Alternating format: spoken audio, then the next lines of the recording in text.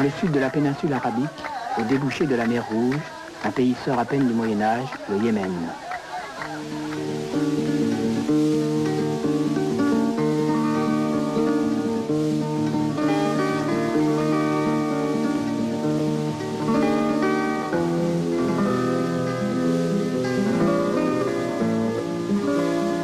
Ce pays fut le royaume de la reine de Saba, et les anciens voyageurs l'appelèrent l'Arabie heureuse. Peut-être parce qu'en mâchant l'herbe cate, les hommes s'y sentent heureux.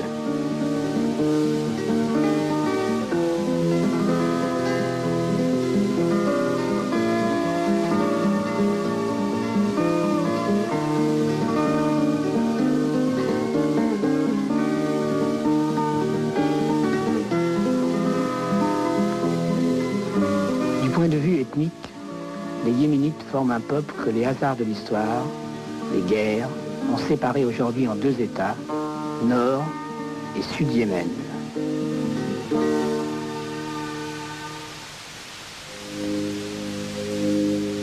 Le Yémen du Nord fut une monarchie théocratique et féodale jusqu'en 1962. À cette époque, l'imam, le maître absolu, fut chassé par une révolte militaire. Cependant, les structures de l'ancienne société féodale subsistent.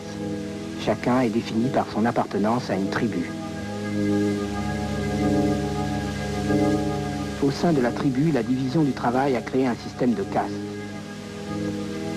Au bas de l'échelle, ceux qui exercent des métiers méprisés, comme tanneurs, tisserands, barbiers. Ces derniers n'ont pas droit au port du fusil, mais sont aussi armés du poignard recourbé qui indique quand même leur état d'homme libre.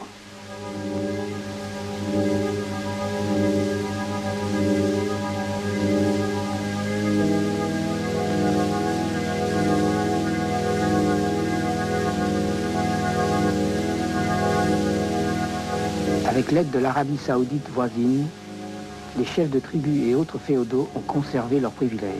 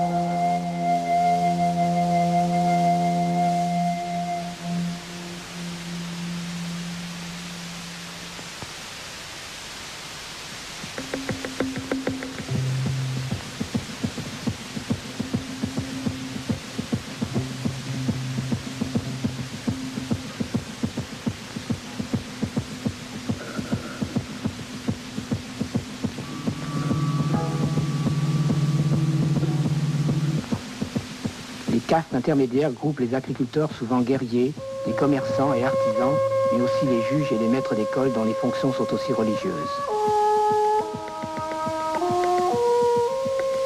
Sanaa, la capitale.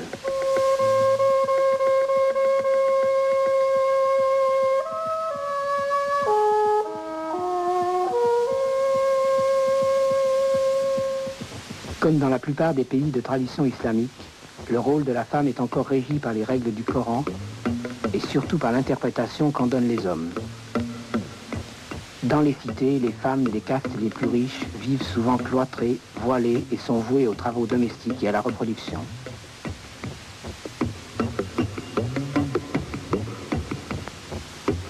Paradoxalement, la paysanne, par l'égalité devant le travail de la terre, occupe une place plus proche de celle de l'homme.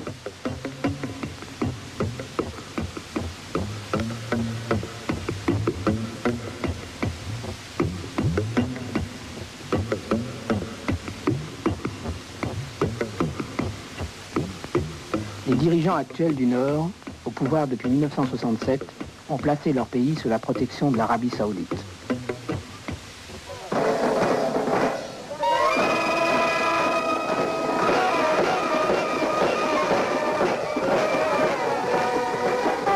L'Arabie saoudite et certains pays occidentaux fournissent l'essentiel de l'aide économique, financière et militaire.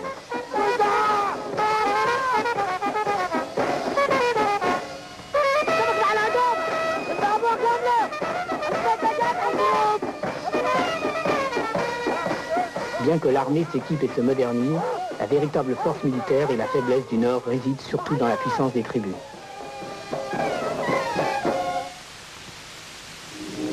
Les dirigeants du Nord n'ont pas renoncé pour autant à l'aide chinoise, qui a choisi de s'exercer dans le domaine des grands travaux d'infrastructure.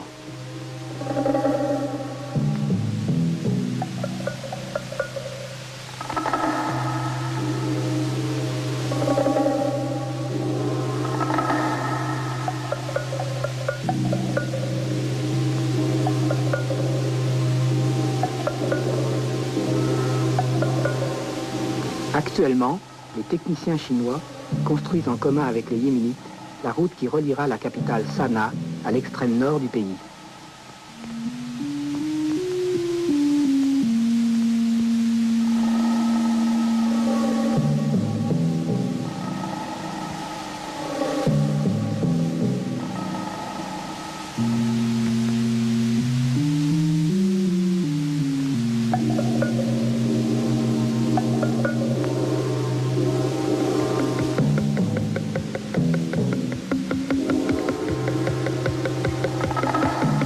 Les Chinois ont aussi édifié et équipé la première usine textile du Yémen, qui constitue pour les ouvrières qui y travaillent une profonde modification de leurs conditions de vie séculaires.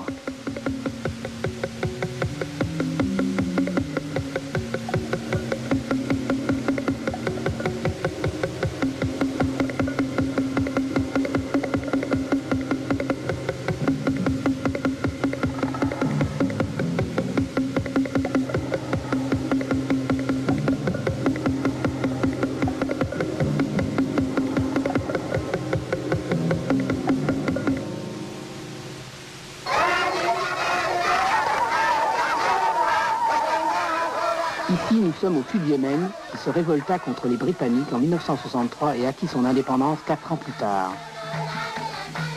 Au sud, la société est en évolution rapide. Le régime au pouvoir s'appuie sur une mobilisation populaire permanente et déclare s'inspirer des principes du socialisme scientifique. 130 ans de présence anglaise n'avaient pas modifié les structures tribales de la société.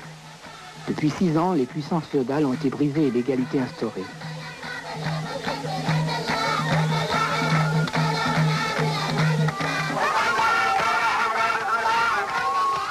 Une réforme agraire a été appliquée grâce à la mobilisation des masses paysannes armées qui ont dépossédé les grands propriétaires terriens.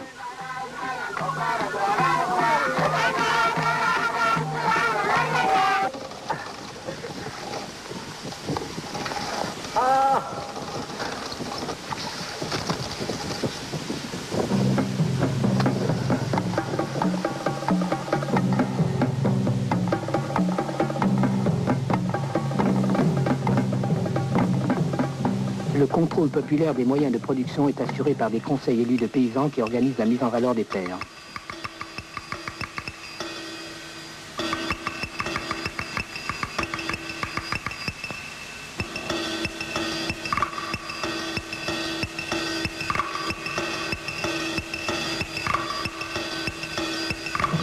Comme les paysans, les pêcheurs se sont unis dans des coopératives de production et de distribution.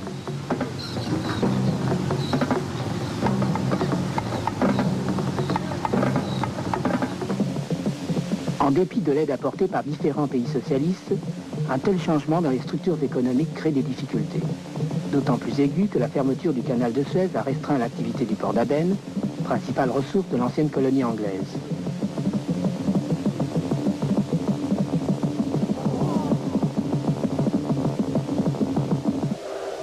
Ce nouveau régime, si particulier au sein du monde arabe, mène de pair une grande campagne d'alphabétisation et d'instruction politique.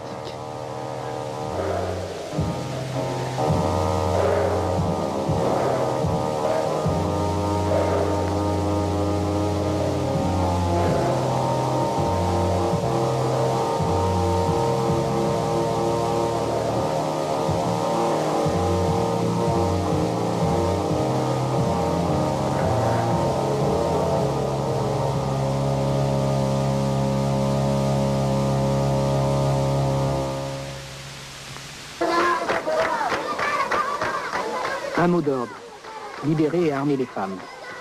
Ce slogan correspond aussi bien à un moyen d'action politique qu'à un impératif de défense nationale.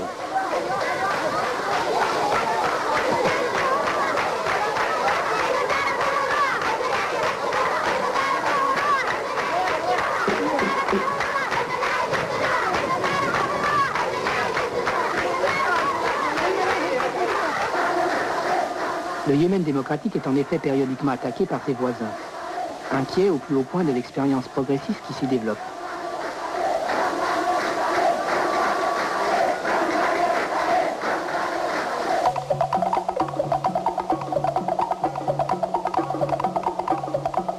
Par la mobilisation politique, les dirigeants cherchent à assurer aussi bien la protection du territoire que la transformation de l'économie de type colonial en une économie visant à satisfaire les besoins immédiats du pays.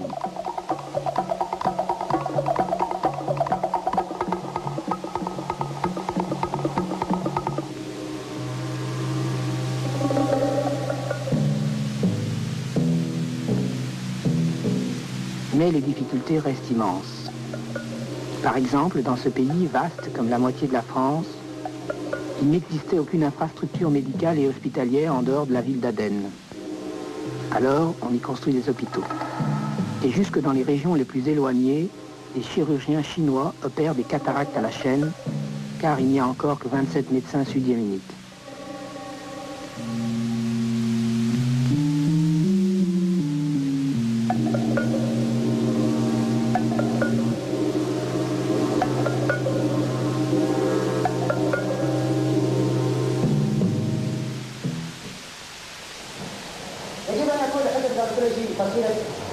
فصيلة طبيعة من الطبقة العاملة يجب أن يقطع على الحج من الطبقة العاملة نفسنا النظرية والطبقة والطبقية لها الحج.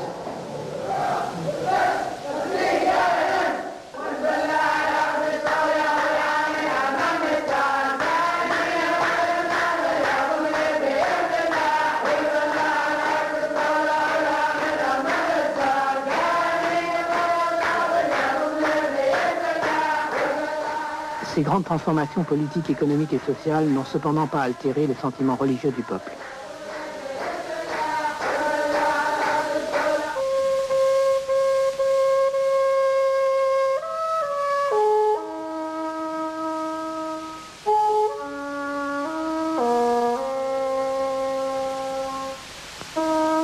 Shibam, au cœur de la Dramout, la prière du soir.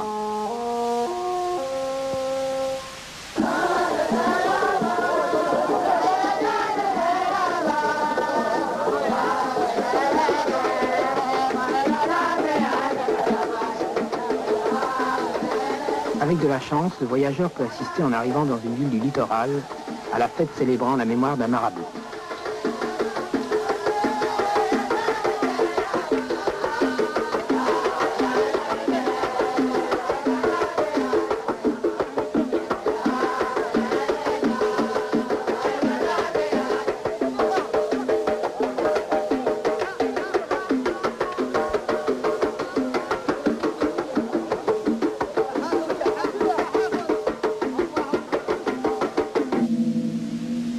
À ces fêtes participent les bédouins de passage.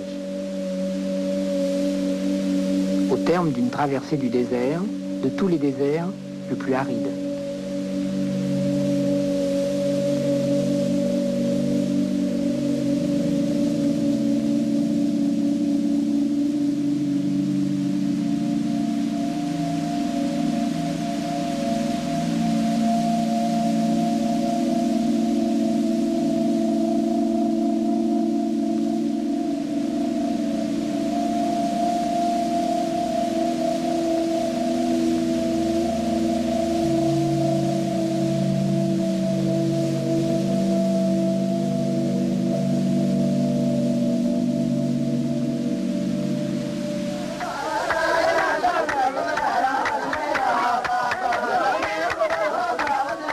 Deux Allemagne, deux Corée, deux Vietnam et deux Yémen. Sur cette terre, pour ce peuple, le problème de la réunification de deux États au système socio-contradictoire se pose aussi.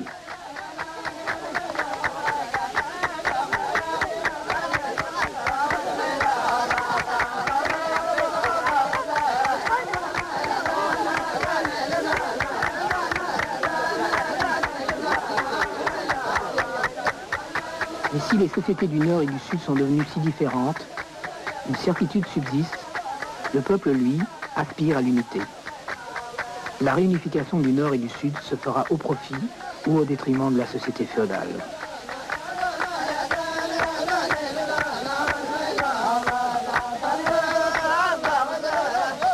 Et si les pays qui encerclent le Sud tentent périodiquement de renverser le régime d'Aden, le pouvoir féodal au Nord doit faire face à une guérilla qui contrôle déjà certains territoires.